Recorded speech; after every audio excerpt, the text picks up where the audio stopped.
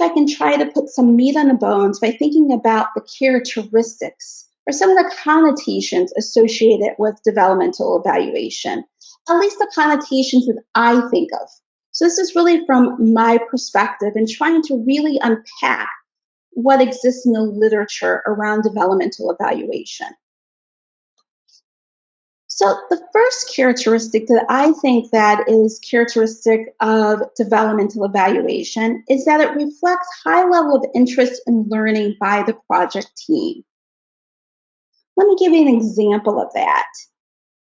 We work with a project that was funded by the Department of Labor, and the purpose of this project was really to create a national model for flexible apprenticeships to increase the pipeline of workers in a high demand area. Now that seems like on the surface a garden variety evaluation project. But what's important to know is that in this context, the project team partnered with an evaluation entity even though the funder didn't require it. And that's in large part because they wanted to make sure that that learning and that evaluative information was intentionally being gathered. And not only did this project team have this emphasis on evaluation, but the other piece is, as well is that they make sure to actually use the evaluation findings. So when measuring out the before and after learning of a workshop, they're looking at abnormalities in the findings. So for instance, when people are reporting that they knew more on a particular topic before their workshop than afterwards, they're digging back through that workshop, that training, to understand was something that conveyed that may have been confusing. And then even on a small level, looking at something like response rates, it's something that they're very responsive to. So in a situation in which they were disseminating a survey and they had a 9% response rate, they were uncomfortable with that in terms of the quality of the data to be able to guide decisions, because we know that the larger the response rate, the more representative it is of the target audience. So they went back and strategized on how they could increase the response rate, and were able to increase that to 40%. So together, it really reflects that high level and high emphasis and interest in learning. I think another piece to keep in mind about developmental evaluation is that it's not necessarily new methods and new techniques. It's how you approach traditional evaluative approaches and how they're combined together, as well as the perspective that you take in the implementation process. So to illustrate this, I'm going to talk about another DOL project from the TACT grant.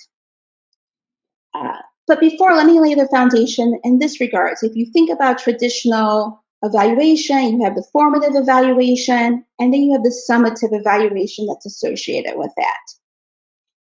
In this situation, what you can have instead from a developmental standpoint is that you have developmental kind of emphasis, and then you have the summative evaluation after that. And the way to think about that developmental piece is that that developmental piece really maps onto that plan, do, study, act model. And you're cycling through in terms of tweaking and making modifications to the initiative until you feel comfortable to really be able to begin the summative evaluation piece of that. So as I was saying, I did want to talk about another DOL grant in which, in this particular situation, the project was really focused on being able to provide displaced and incumbent workers an opportunity to quickly advance their credentials in the field with job openings. So on a rolling basis, they were participating in a credentialing program. And so what was really important was retention and completion of that program. And so over a 21-month period, we tracked out retention rates. And this is what retention rate looked like over that time frame. However, I should highlight that those first 4 cohorts were really focused in on developmental evaluation, in which there was a lot of consideration, a lot of changes in terms of how the project was being implemented. And then once that phase was completed, then the actual outcomes or the summative evaluation was conducted. So that's important because in that first kind of new learning phase, retention rate was close to 48%. But once a lot of the new tools and resources were implemented, retention rate was actually increased to 63%.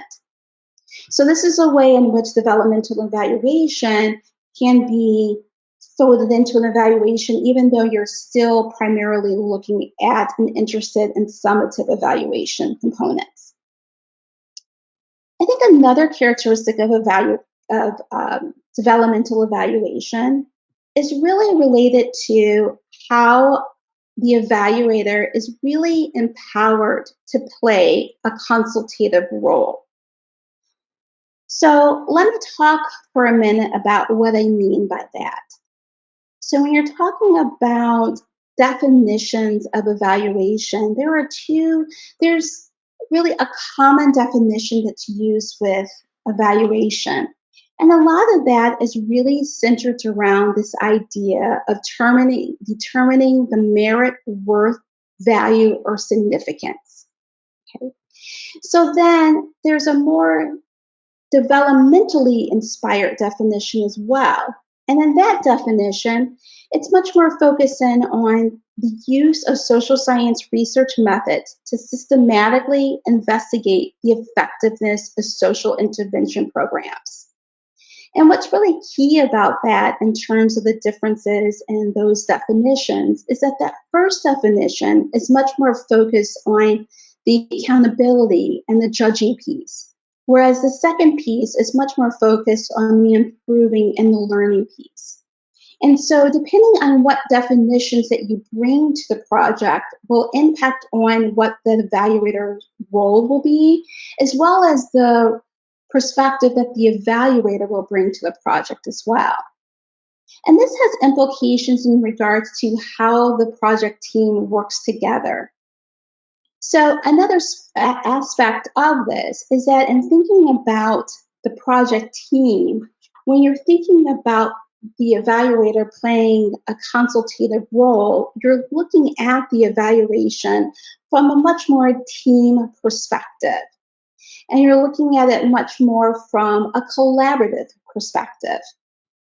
And that one piece that the evaluator is striving to do within this context is that the external evaluator is really trying to translate the evaluation findings into action-oriented data.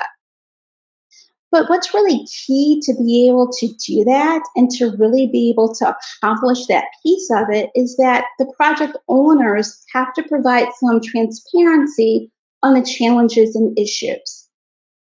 And by the two entities working together in this way, the external evaluator can help to identify additional data gathering approaches, additional insights in terms of looking at the data that may be able to help the project owners in terms of dealing and addressing some of the challenges and issues that they're encountering.